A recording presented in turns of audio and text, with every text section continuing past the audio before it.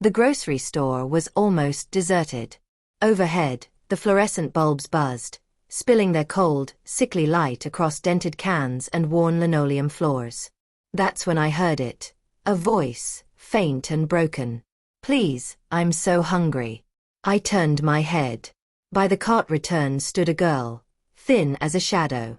Her clothes were ripped, dirt streaked across her arms, and bruises spread under her skin like spilled ink.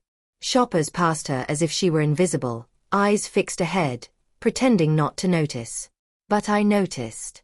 Because hidden beneath the mess of tangled hair was a face I knew. Family. Blood. My niece. When her eyes lifted to mine, recognition flickered through the hunger dulling her expression. Her lips trembled. "Don't tell them you saw me," she whispered. The world shrank to the sound of my breathing. I abandoned the cart of groceries and followed her out into the damp night air. She walked quickly, barefoot, as if the ground itself chased her. "Wait," I called after her. She shook her head. "You can't. Please." Her voice cracked, brittle with fear. The truth was written across her body, hands that had gripped too hard, nights that hadn't ended in rest, silence forced into her through pain. And behind it all, the faces of those meant to keep her safe. My brother. His wife. I had trusted them. Believed the family story that she was difficult, wild, impossible to control. That was why she stopped coming to holidays, why she was always sick or away. But it hadn't been rebellion.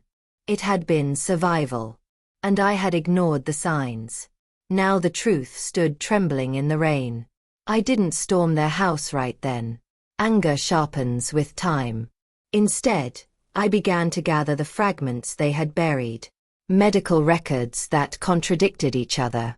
Hospital visits labeled as accidents.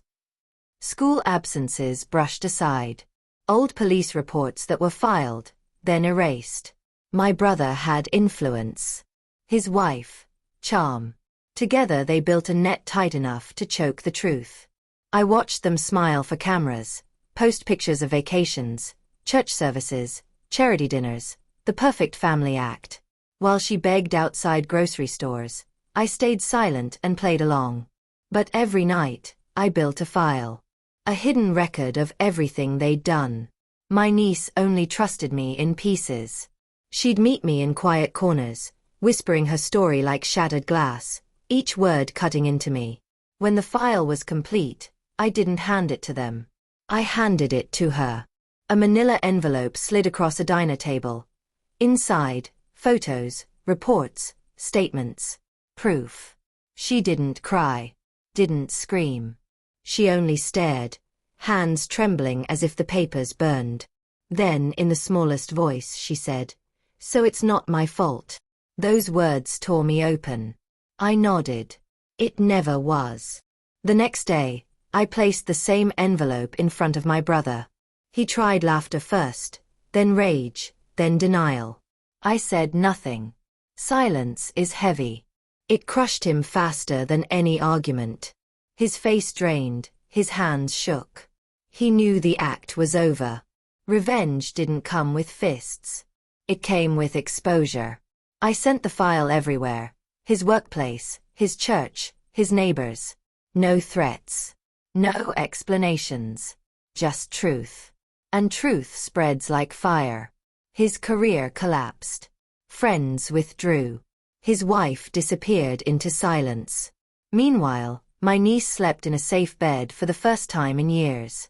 Her shoulders loosened. The fear faded from her eyes. She began to laugh again. Softly, cautiously. Healing doesn't happen overnight, but it began. He called me. Begged. Raged. Promised destruction if I didn't stop. I never answered. I didn't need to. Now, when I see her, she eats without flinching.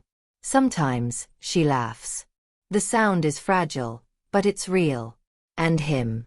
He walks alone. The mask ripped away. The world sees him for what he is. Some call it justice. I call it correction. Family should protect. He weaponized it. So I turned it back on him. I feel no pity, no regret. Only this. He wanted silence. I gave him truth.